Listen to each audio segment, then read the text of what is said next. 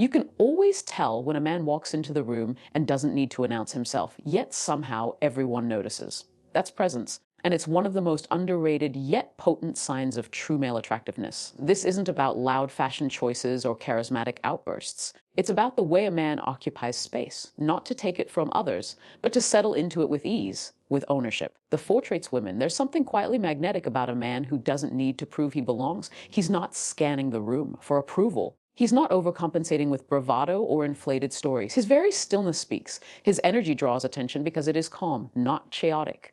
He doesn't perform, he is. That distinction is critical. Most people confuse presence with dominance, but dominance often stems from insecurity. It needs validation. Presence, on the other hand, is deeply rooted in self-awareness. It's a man who has spent time alone with his thoughts, who knows where he stands, and who doesn't need others to confirm it. That's the kind of energy that commands respect. Not by force, but by quiet certainty. You'll notice that this kind of man doesn't try to win the room. He doesn't rush to speak or outshine others. He observes. He listens. He takes the pulse of the environment before contributing. That patience, strategic and intentional, communicates emotional maturity. He knows he's not in a race. He knows real power doesn't panic. And that restraint, the control over the impulse to dominate, makes people lean in. There's also a psychological layer to this. Humans are wired to detect subtles of confidence. The way someone stands, the ease in their shoulders, the steadiness in their tone. All of it sends signals. And when a man is internally secure, his body language aligns naturally with that inner stability. He doesn't need to fake it till he makes it. He is lit already. Coherence between inner state and outer expression. It's incredibly attractive and rare. This kind of presence is also connected to a deeper philosophical truth, the idea that your energy speaks before you do. In a society that rewards noise, a man who leads with calm attention rather than constant assertion stands out. He becomes the still point in the cows, the quiet flame in a world full of sparks.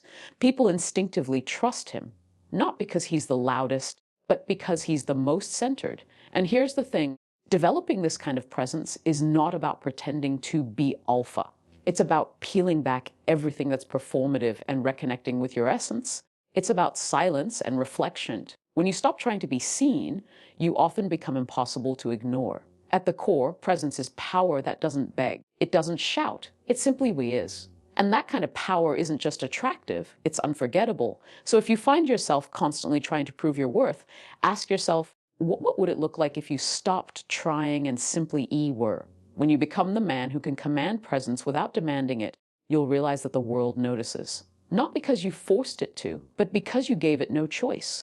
One of the clearest signs of a highly attractive man is that he doesn't feel the need to constantly perform his masculinity. He's not proving anything because he already knows who he is. And when a man is rooted in that kind of inner clarity, it's immediately obvious. He's not defined by stereotypes, trends, or external approval. His masculinity is quiet, but undeniable. You feel it in how he moves, how he speaks, and most importantly, how he carries himself when no one's watching. This is a fundamental psychological truthing. Real strength is secure. When you see a man clinging to hyper-masculine behaviors, mocking sensitivity, avoiding vulnerability, needing to dominate every space, it's not power you're witnessing, it's insecurity in disguise. These behaviors are often compensation, not confidence. They're performances designed to distract from an inner void. And the more performative a man becomes, the more obvious it is that he's unsure of who he is beneath the mask.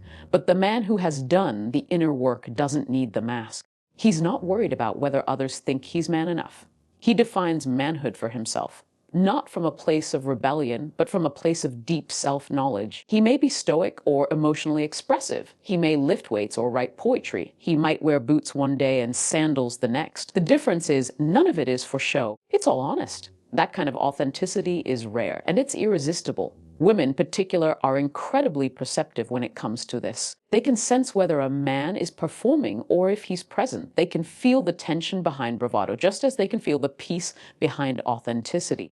A truly attractive man doesn't seek approval through macho posturing because he doesn't rely on external validation to feel masculine. He validates himself through how he lives, how he treats people, and how he honors his own standards. There's a deeper philosophical thread here too. Masculinity isn't a rigid role.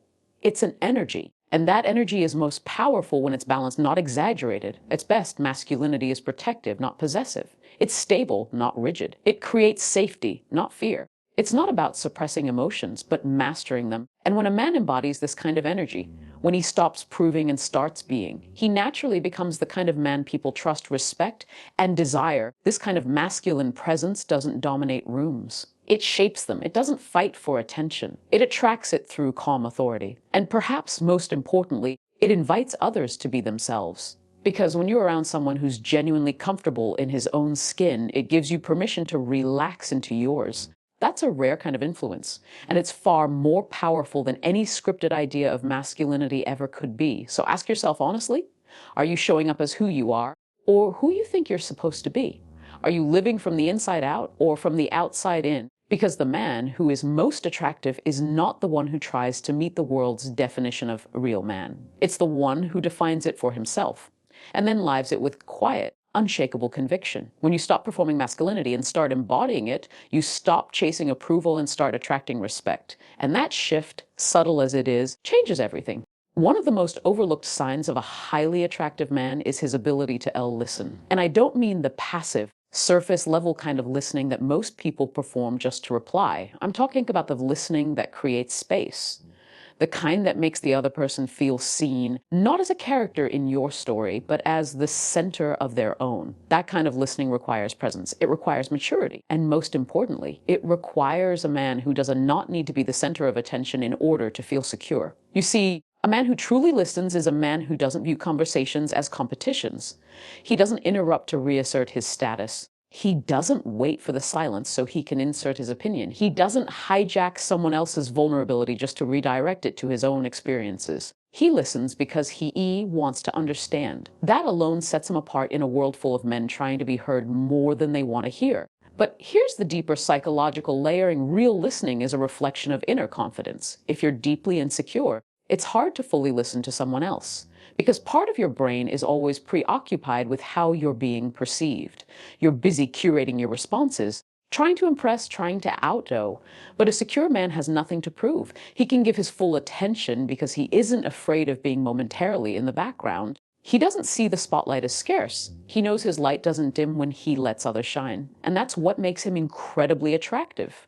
Women, especially, notice this. They notice the man who leans in, not just physically, but emotionally, the one who stays with the moment, who remembers details, who asks thoughtful questions without veering off into self-centered tangents. That kind of listening feels rare. It feels safe. And more than that, it feels intimate. Because when a woman feels truly heard, she also feels respected. And respect, let's be clear, is the foundation of any genuine attraction. Now, here's the philosophical truth beneath all of this. Listening well is an act of ego transcendence.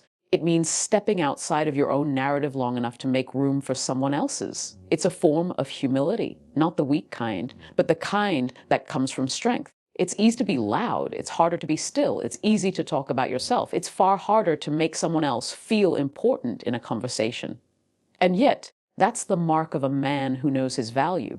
Because only a man with deep internal worth can offer his attention without needing anything back in return. There's a kind of sacredness in that space. A man who listens with his whole self doesn't just attract people. He makes them remember him. Because real listening is rare. And in a world that's increasingly distracted, a man who offers presence and patience becomes unforgettable. So, if you want to be truly attractive, don't just work on how you speak. Work on how you receive. Practice listening with your body, your eyes, your energy, not just your ears. Because in the end, the most magnetic man in the room isn't the one with the loudest voice. It's the one who makes others feel like their voice finally matters. Be the man who listens like he doesn't need the spotlight, because the moment you stop chasing it, you become it. A deeply attractive man doesn't chase everything that moves. He's not desperate to be liked by everyone, and he doesn't scatter his attention in 1,000 directions hoping something or someone validates him. Instead, he moves with a quiet discernment. He's selective, not arrogant, not closed off, just aware of the value of his time, his energy, and his emotional space. This kind of man doesn't operate from scarcity. He's not afraid of being alone. And that's exactly why he doesn't settle for cheap connection or empty attention. He understands something most men overlook. That attraction isn't about how many people want you. It's about how clear you are on who deserves access to you. That discernment isn't loud. It doesn't need to be. It shows up in subtle ways. In who he replies to and how quickly he gives away his time and how carefully he guards his peace. There's a psychological strength behind this. The average man chases validation because it temporarily soothes insecurity. Every reply, every compliment, every moment of attention becomes a fix. But that cycle is endless and ultimately exhausting. The highly attractive man isn't looking to be filled up by external validation. He's already full. That inner security gives him the power to choose instead of chase, and that's the key. He chooses Elv. He's not passive. He's not aloof to appear mysterious. He simply evaluates. He watches how people move, not just how they look. He listens to tone, not just words. He reads the energy in the room and trusts his intuition. That ability to observe before engaging isn't a game. It's a boundary. It's emotional intelligence in action. This discernment also extends beyond romance. It shows up in friendships, in business, in how he interacts with the world. He doesn't throw himself into every opportunity just because it's there. He knows that what you allow into your life shapes your life. So he becomes a gatekeeper, not out of fear, but out of clarity. And that clarity is powerful. It commands respect without ever having to ask for it. There's a deep philosophical current beneath this too. The man who is selective lives with intentionality. He doesn't exist in reaction mode, bouncing from stimulus to stimulus. He lives with structure, with purpose, with a clear sense of who he is, what he values, and what he's willing to give energy to. That kind of man doesn't fall for illusions. He sees through the noise. He recognizes that not all attention is admiration, and not all interest is worth reciprocating. And let's be honest, there's something incredibly attractive about a man who isn't swayed by flattery, a man who doesn't melt just because someone finds him charming, a man who, even in the face of desire, pauses to ask you, does this align with who I am? Does this bring peace or chaos? That pause, that moment of internal checking, says everything about the strength of his character. People can feel that. Women can, feel that. It's not that he's playing hard to get. It's that he's already hard to deserve. And that distinction makes all the difference. So ask yourself, are you operating from need or from clarity? Are you moving through life trying to be chosen? Or are you learning to choose? Because the most attractive men don't run after everything. They refine what they attract by refining what they allow. When you develop discernment, you don't just elevate your standards, you elevate your energy. And suddenly, the right people can feel it, while the wrong ones fall away without a word. There's a quiet strength that separates truly attractive men from the rest. And it's not in how much they talk, how hard they flex, or how well they hide their feelings. It's in how they handle them. Emotional control, not suppression, is one of the most underrated markers of masculine maturity. Because here's the true thing: anyone can feel angry. Anyone can get overwhelmed. Anyone can lash out, shut down, or spiral, but not everyone knows how to hold their emotions with discipline, especially when it's hardest to do so. That's where real power lies. Let's make something clear. Emotional control is not emotional absence. It's not about shutting down or pretending you don't feel. That's just another form of insecurity wearing a stoic mask. True emotional control is about regulation. It's about awareness, being able to observe what's rising inside you without being ruled by it. And that requires more strength than most people realize. Think about Ju. When someone pushes your buttons, when life frustrates you, when someone says something that wounds your ego, what do you do in that moment? Do you react without thinking? Do you retreat into silence? Do you explode to regain control? Or can you stay composed long enough to respond with intention instead of instinct? That space between stimulus and response is what separates the impulsive from the powerful. It's what makes a man dependable. And it's also what makes him deeply attractive. Because emotional control isn't about keeping it together for yourself. It's about creating emotional safety for others. Women, especially, pick up on this. They know when a man can hold space without collapsing, when he can witness pain or tension without becoming reactive. That kind of emotional steadiness makes people feel protected, not policed. Psychologically, it signals something essential. You're not a slave to your own choice. You're not just a body reacting to the world. You're a conscious, intentional man who can pause, reflect, and choose. And in a world full of emotional volatility, that's magnetic. This doesn't mean you never break. It doesn't mean you won't feel heartbreak, jealousy, fear, or anxiety. It means you don't live in those states. You don't let temporary emotions define permanent behavior. That's what fortraits women. That's what makes you consistent. That's what makes people trust you, not because you're perfect, but because you're present even in difficulty. There's a philosophical depth to this too, because a man who learns emotional control is really learning to lead himself. And if you can't lead yourself, your thoughts, your reactions, your impulses, then you'll never be able to lead anything else, whether it's a relationship, a family, or even your own vision. Control over your emotional state is the foundation of personal sovereignty.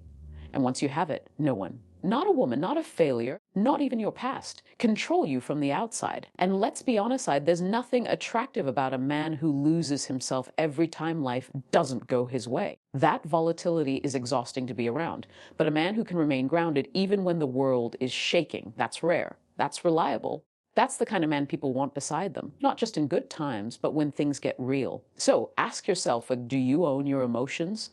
Or do they own you?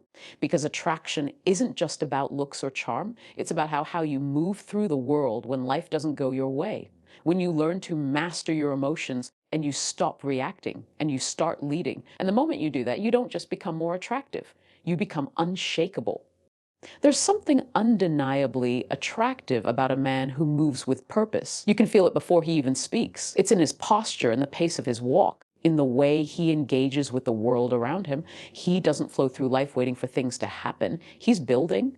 He's becoming. And even if he hasn't figured everything out yet, he knows where he's headed, or at the very least, he knows why he's moving. Purpose doesn't always have to look dramatic. It's not just about launching businesses, chasing six-pack abs, or giving TED talks. Sometimes it's quieter than that.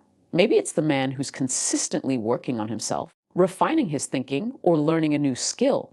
Maybe it's the man who's committed to showing up better in his relationships or breaking patterns he inherited but never questioned. Purpose is about direction, not perfection. It's not that everything is figured out. It's that nothing is done passively. The reason this is so attractive is because psychologically, people are drawn to forward motion. We're inspired by it. A man with purpose signals life, momentum, a kind of masculine current that says, I'm not just existing, I'm creating. Women especially respond to this, not because they're looking to be saved, but because energy that is moving towards something is magnetic. It makes them feel that being around you means being pulled into something meaningful. But let's talk honestly.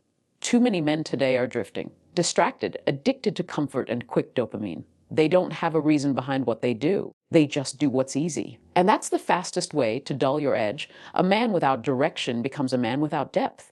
He may look good on the outside, but if there's nothing anchoring him within, that shine fades fast. Purpose gives a man gravity. It centers him. It's what makes him wake up when he'd rather sleep. It's what makes him stay focused when everyone else is scrolling. And you can't fake it. You can fake confidence. You can fake charm. But you can't fake that inner compass. People portrays women. People can feel it, or the absence of it, within seconds of being around you. There's also a philosophical weight to all of this, because a man with purpose doesn't just live for himself. He lives for something else larger. That something could be legacy, growth, impact, service, mastery, whatever aligns with his soul. The point is, his life has a spine. He stands for something even when no one is watching. He's not just reacting to life, he's shaping it. That alone sets him apart in a world full of passive consumption. And it's not about being perfect. You might still fail. You might change directions. You might question your path 1,000 times. But what keeps you attractive? What keeps you magnetic is that you're willing to wrestle with it. You're engaged in your own evolution. Because that effort, that intention, is what makes you powerful. That's what people respect. Portrays women. And that's what the right women are drawn to. Not the man who has all the answers, but the man who refuses to stop asking better questions. So if you've been drifting, now's the time to take the wheel. Define what matters to you. Move toward it. Even if it's messy, because when you walk with purpose, the world adjusts. People notice. Life meets you differently. In a culture full of men who chase attention, be the man who moves with direction. The man who isn't just going somewhere, but who knows why. That kind of man doesn't just attract people. He inspires them to move too.